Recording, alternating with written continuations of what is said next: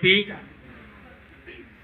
উপজাতীয় গৌরব গাথা উপলক্ষে 15ই নভেম্বর থেকে আজকে 25শে নভেম্বর অবধি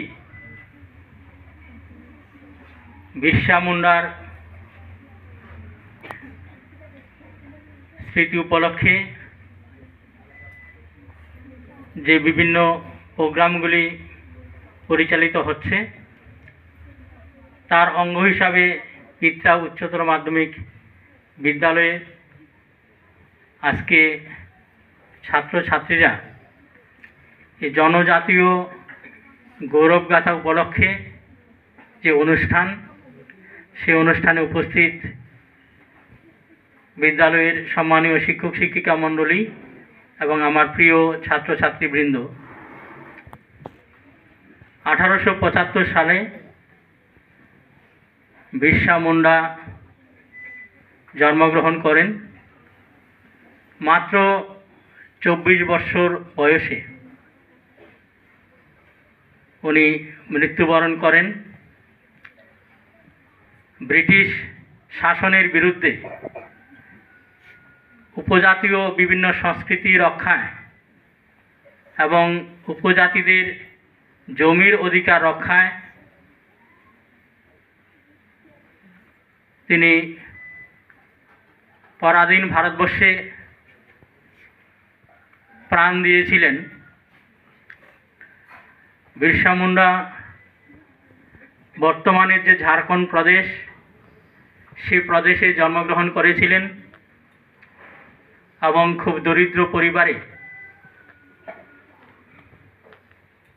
জন্মগ্রহণ করার পর উনি খ্রিস্টান মিশনারি বিদ্যালয়ে ভর্তি হন এবং সেখানে খ্রিস্টান মিশনারিরা ওনাকে খ্রিস্টান ধর্মে দীক্ষিত করেন। পরবর্তীকালে উনি লক্ষ্য করেন এই খ্রিস্টান মিশনারি যারা আছে তারা উপজাতিদের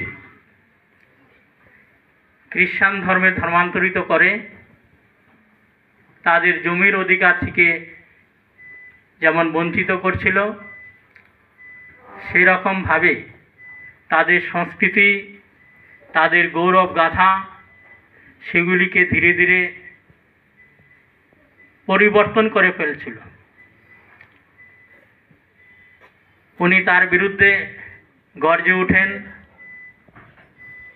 যারা উপজাতীয় অংশের লোকজন ছিল, বিশেষত ওরাং, মুন্ডা, সাঁওতাল, তাদেরকে একত্রিত করেন এবং করে তাদের স্বাধীনতার জন্য, তাদের সার্বভৌমত্ব রক্ষার জন্য, তাদের জমির অধিকারকে রক্ষা করার জন্য, তাদের সংস্কৃতিকে রক্ষা করার জন্য ব্রিটিশদের বিরুদ্ধে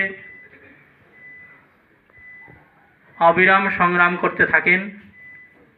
এবং ব্রিটিশরা দেখেন যে বিরসা মুন্ডার নেতৃত্বে উপজাতিরা সংঘবদ্ধ হচ্ছে, এই জন্য তার বিরুদ্ধে দমন পীড়ন এবং নিপীড়ন শুরু করেন এবং তাকে কারান্তরালে রেখে দেন এবং অনেককে বিনা বিচারে শাস্তি প্রদান করেন। এবং জেলে থাকাকালীন সময়ে এই বীর শহীদ বিরসা মুন্ডা মৃত্যুবরণ করেন এবং উনি পরাধীন ভারতবর্ষে প্রথম উপজাতীয় নেতৃত্ব যিনি ব্রিটিশদের বিরুদ্ধে সংগ্রাম করেছিলেন এবং বীর শহীদের মতো মৃত্যুবরণ করেন। এবং পরবর্তীকালে ব্রিটিশরা বাধ্য হয়েছিল উপজাতিদের যে জমি, সেই জমি যারা অন্যান্য যারা উপজাতি অংশের লোক বা অন্যান্য অংশের লোকরা যাতে তার মধ্যে বসবাস করতে না পারে, তাদের অধিকার যাতে না পায়, সেজন্য আইন প্রণয়ন করেন।